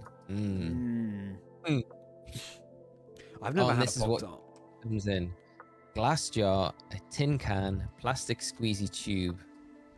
So that's the choice you have. in any of those containers. And Charlie, you've never had a Pop-Tart ever? No, I've never had a Pop-Tart. Wow. I feel like it's something you need to experience at some point. Yeah, I'll be up for They do a experiencing it. s'mores Pop-Tart, which is pretty good. I used to get those when I was at uni, and I would eat those. I would never toast them though. I would just have them as like a snack. It's just so bad for you, but I mean, they were kind of tasty. So, Rich, Headshots, the Bellsprout, is going to stay in Generation 2. It's a Silver Dream Team Quest rather than Soul Silver because there's no way of transferring it up to Z8. It's on my original Silver cartridge, it's not Virtual Console. So, yeah. You love Dynamax Adventures. Yeah, it's very cool. I haven't done a Dynamax Adventure for a very long time, but Lee, you were saying this over over message. I remember the Zygarde Dynamax Adventure being absolutely brutal. Especially brutal, because yeah. versus the Terra Raid AI, so much worse for the Dynamax Adventures. Kind of hilariously so. You need for the Zygarde, like at least, unless you've got like 2 really strong ice types, you need 1 Pokemon with Wide Guard. And then you kind of need to save that run and hope you've got enough of the ore so you can just reset and just keep running that same selection of Pokemon every time until you kind of run out. Otherwise, it's so brutal, yeah. And Charlie, just in comparison, so to this hunt, Riley's current hunt is 15 minutes per 2 eggs checked. So we're not doing too bad with the Arceus, I guess. And that in comparison, I think, we've had our taste of humble pie. That 2 eggs every 15 minutes, but it's gonna feel so good. I think that's right. I can definitely see myself doing a really long reset phase like that at some point. It's just building up to it, and I'm finding the right target as well, like something that you would absolutely love to find. And it could be Aroma. I'm not sure. I think Riley might have asked me this question before, Lee, and maybe he's asked you as well, but you're like blue sky thinking hunt. If time were no objects and you had all the patience in the world, what shiny would you go for? Oh, such a tough one to answer. Yeah, I think there's always like, we started this the start of the stream, we were talking about like what are the pinnacle shiny hunts to do. Exactly. Yeah. There's always the Manaphy. Thank you, from Richie. range. Yeah. So there's that one. That would be cool. I'd love to try that one. Jirachi as well would be a fun one to do. Wishmaker. I don't know. Outside of those 2, I don't really have anything on like at the front of my mind where I'm like, that is definitely. I think it's still yet to be released. I'm really hoping that we get some like big hunts that we can do in ZA. Yeah. I guess. But again, it's never going to be the same as like the old games because I guess the odds are so different. I tell you one that I've started and I keep putting off is the shiny Croc in Pokemon Colosseum. And I started it with the hope of doing it and getting the shiny and then trading it up to using ZA, but that's yet to I'm yet to go back to that yet. So that's definitely one I would like to do because then you can ribbon master that, and then that would be pretty unique, I think. For sure. Yeah. What about yourself? What is yours, Charlie? What's your? That's a good question. Blue chip shiny hunt, if you could do one. I was gonna say, I think, what you said there, definitely XD and Colosseum hunts could be a contender here. But I never played those when they came out, so they probably wouldn't be my go-to answer. At this point, it probably would be some kind of Roma. I'm just trying to work out what it would be. It would. Probably. That's a shot. I was just thinking also in like in reset hunts in Emerald, where like you have to do the battle factory video method to shuffle the frames. Going for one of the Johto starters in Emerald would be very cool. That's a very cool one. Yeah. Or failing that, then yeah, I guess it would be one of the legendary beasts in. Would it be gold, silver, or hot gold, silver? I guess in the original gold and silver for the nostalgia. Probably the Entei, because it was the first of the legendary beasts I ever ran into. Yeah. But I think actually, yeah, my answer would be maybe shiny, Totodile and Emerald. That'd be very cool. Yeah. And then the Roma as well. I would definitely have to put that up on my list. I think you reminded me, even though we were just talking about it earlier. Yeah, definitely. Hotpine, thank you so much, and have a very merry rest of your evening, and enjoy the episode with M&J TV at work tomorrow. That sounds great. Shiny Celebi, yeah, that's definitely an option, Tony. The thing is, in the Virtual Console, when you can access it, it is just a soft reset hunt, so it's not too sort of audacious. And actually, I never got access to that because oh no, yeah, it was, even though they closed the eShop on the 3DS, sort of, well, it was a while ago now, but I went on to get, I think, Crystal with like, I don't know, 6 months to spare before the eShop shut down, but they had already disabled the option for you to upload a payment method. So functionally, it had already shut down. So yeah, I couldn't get Crystal, so I couldn't do the Celebi hunt. But hopefully, I don't know, they'll put those games on the Nintendo eShop now for the Switch, and we can do them then. Because yeah, I would love to shiny hunt Celebi again too.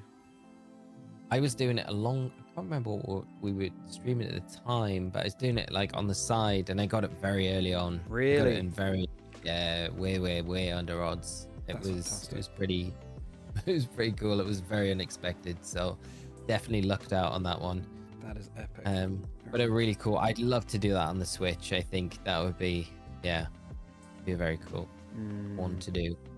That's a lot, Scott. Current shiny count on Scarlet and Violet, 355. Wow, that's nuts. That's a big amount. And Riley, for me, it's a perfect eggs. But after I get these eggs, my Holy Grail hunt would be the Dragonair in Safari Zone, Fire Red and Leaf Green. Wow. Good answer. Good answer. Oh, another one actually would be, I think in the Safari Zone in Emerald, there's a place where Artillery as a fishing encounter is 1%. And I do love Artillery. I love Remoraid Artillery. So, I mean, that would be insane. A 1% shiny and a fishing hunt as well. So, it takes a while. Yeah. But that would be amazing. That would be nuts. Yeah. And then to catch it on top of that as well. Yeah, exactly. To be honest, though, that really is one where it's just like, just to see it is, it would be insane. I mean, if we're including those, then any of the original sort of big Kanto ones from the Safari Zone, the Tauros and the Kangaskhan, Chansey and the Chansey, Scyther, would be insane. So yeah, fascinating question to it's sad that we don't have fishing in Scarlet and Violet, isn't it? It's like that is just something that it's definitely a mechanic that's been there since the start that we suddenly lost access to. Yeah, crazy. I don't know. It's interesting. You say that now, and I'm just thinking, I don't know if I ever really missed it, actually. I think it's just a mechanic, as an extra way to kind of hunt Pokemon, but I think with like I guess like the new ways to increase odds and things like that, just across the board, no matter where you're hunting, it probably they were like, we don't need to put this in, maybe. I guess. Generally, actually, some kind of fishing hunt would be a cool one, and it's one that I'm less inclined to do just because of it takes longer. But there are all sorts of cool targets. For sure. I mean, Feebas in Gen 3 would be amazing. I mean that. That is one I will do at some point. But the shiny Feebas. Yeah, maybe shiny Remoraid and Silver. Yeah, the mind boggles. Next year, a whole month to hunt those. Yeah, it's true. To do the in Gen 3, the Relicanth shiny hunt. Oh, that'd be sick. Diving, yeah, because I think like Relicanth's just got such a cool shiny as well. I love any turquoise shiny, for sure. Yeah. And actually, one that I have in mind, which is a more conventional way of finding it, but it's just so rare. I'd love to find shiny Slakoth in the Gen 3 Petalburg Woods. It's a 5%. Yeah. But yeah, I love Slakoth. All sorts like that. Larvitar, Mount You should Silver, do the. all sorts. I want one that you could do. Is the You could probably do it in Sword and Scarlet and Violet. Is the hunt for the static Slakoth. It's the Terra one. Yeah. That would be, I feel like that they're kind of hunts that like no one's really done. I like people have probably done hunts with those static Terra Pokemon for sure. I don't know many people personally that have talked to me about doing those. But I feel like if you're wanting like harder shiny hunts in Scarlet and Violet, they're probably cool ones to go and do. Yeah, that's true. Just have those unique Terra type things, and things like that. That is cool. And there's like you could do the Terra Stella ones in Blueberry as well. I know that you can get a Terra Stella Seadra. Yeah. Where the Lantern normally is. And then you've got all the ones in like the DLCs as well, which is like extra, I guess. Yeah, I wonder if that'll be people like go back to Scarlet and Violet and do it maybe at some point. I can see that happening. Yeah, for sure. Kind of cool too. Haven't found it yet, Alex. And actually, Lee, I'm probably gonna have to wrap things up soon. I was about to say that I'm gonna go to 1440, so I've got 4 more resets, and then I'll probably wrap it up there, mate. And David, thank you so much, mate. Yeah, that was really unfortunate on Friday. It was my own fault with the code. I didn't realize that you could only have 1 per game at the time because it had been gifted to me, and then put the second one in, not realizing what would happen, it getting refused. And then by the time, because I'd revealed that code, and in hindsight as well, by the time I got to my Violet copy and put the code in, of course, someone had claimed it. But, looking back and knowing the situation with the codes, I kind of understand why someone has done that. It's a really sucky situation. It's not anything that I would have liked to have happened, but with how desperate people are, I'd rather someone have done that to me than go out and pay like $50 for a code. So, and also, we had Les, who I've got to give a big shout out to, was very kind and had a spare code and sent me it. So I was able to get the Koraidon over the weekend, which was again, Les, thank you so much for that. It was very, very kind. So, but thank you so much, mate, for that offer. It's very kind of you. And Power, imagine using a shiny Relicanth and Wailord to open the Reggie Chamber. That would wild. How cool would that be? That'd be amazing. That would be very cool. That would be that's peak. Yeah. That's the if we get them. I think those sort of things are really cool, because if we got that sort of thing ported to the Switch too, it would be like, yeah, let's do that. Let's try and so those good. sort of things. I think the Reggies are my favorite legendary trio, which when I first saw them, I definitely weren't, but I just love the hoops you have to jump through to unlock them and the parade and everything. But then also in Gen 4, going for shiny as well. What was that? It would have been so cool to see them in Scarlet and Violet, just like hidden away in like some cave system where you, like, no one knew about them, but if you did a certain number of things that you could unlock, that would have been very cool. I only realized recently that you can get Meloetta in Scarlet and Violet. Yeah. Crazy. It's very cool. It's so random as well. So random. Yeah. And I don't think that was in the when stuff gets data mined and things like that, no one picked up on that straight away. So that was interesting. Yeah, a while before. So there's always stuff that doesn't get but then in Generation 4, to get all the shiny Reggies and then go for shiny Regigigas would be sick.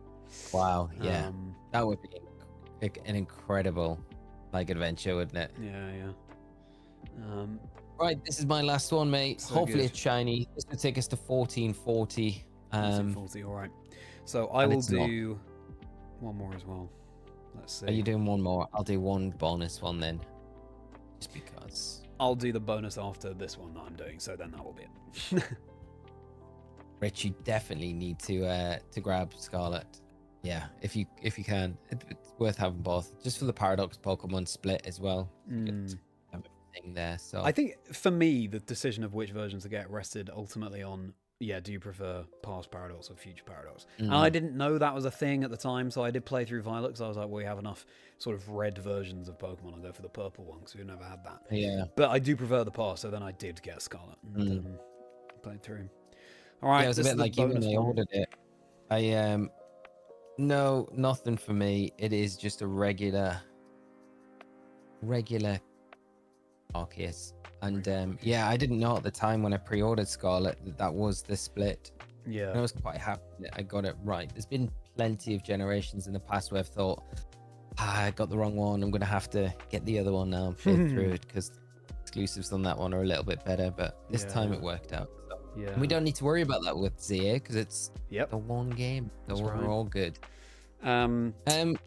So, mate, no, thank you so much for joining us tonight. It's been a pleasure having you and doing this Shiny Arceus hunt. And hopefully, if we come back to it, we have a bit more luck with getting that shiny next time. And yeah, for sure. No, again, everyone, I'm sorry that the Soul Link did not work out, but yes, yeah, it's just one of those things where we didn't have enough time to do it properly, so may as well just not try at this point, and we'll come back to it when we can, especially with ZA on the horizon. So I'm glad that we have this little stopgap for now, and we'll see what I guess we continue with this next week. We'll see over the next couple of weeks, and then ZA, of course, comes out. But thanks so much for hanging with us, everybody. I am currently in the middle of my final reset now, so let's see if it's shiny. But yeah, all likes and subscribes appreciated, of course. And is it going to summon the Shiny Arceus? No, it is not. No. Shiny Arceus is not on our side, but we did try. No luck, though. Yeah, thank you so much, everybody, and check out M&J TV's episode of my podcast that dropped today if you haven't already, and 74 more episodes of the podcast at this point, and there's bound to be something for everyone. All range of guests at Chazingdra on all the socials, got my Discord link below, email link below, and I will probably be live again on Sunday for my Casters Cup match against Jake, and I emphasize we're just doing this for fun at this point because, as Lee and I have both discussed, do not have time to put all the eggs in that basket and try and really get in the weeds of the damage calculator and work out how to perfectly counter Jake's team. So so see you on Sunday. Probably see you next Wednesday as well for a stream with Lee. And always a pleasure to hang with you, Lee. Always a pleasure to hang with your chat as well. Thank you for all of the fun conversations, and I think we did a great job casting the casters as Pokemon, and that was a lot of fun. Yeah, I think we did good with that. Yeah, yeah, great stuff, Charlie. Thank you as well, and chat, thank you for all coming by tonight. As always, it was great hanging out. Hopefully I'll be around tomorrow morning to maybe do some of this, maybe some Zygarde, maybe whatever, but keep an eye out for that one. It'll be a fun one regardless. And also we've got the 7-star Iron Valiant and Roaring Moon going live tomorrow night. So of course we'll have the best solo builds going live shortly after that goes up. Cool. And yeah, that'll be a fun one because that's running right up until the weekend before ZA comes out. So it looks like a last 7-star raid before then. Yeah, other than that, we've got a big video coming out on the channel next Monday, and it will be Monday, probably might be Sunday. I think it'll all be ready by Monday, so very excited for that one.